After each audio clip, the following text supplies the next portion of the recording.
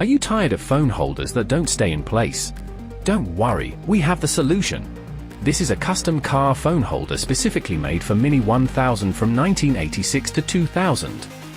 First, you will need to remove the ashtray by pulling it out of the dashboard. Then you have to lock in place the upper clip before clipping the bottom clips with a plastic tool. This will help them go all the way in the dashboard.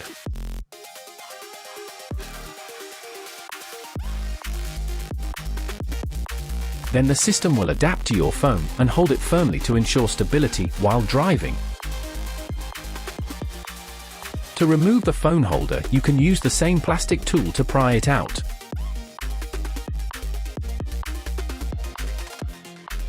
And there you go.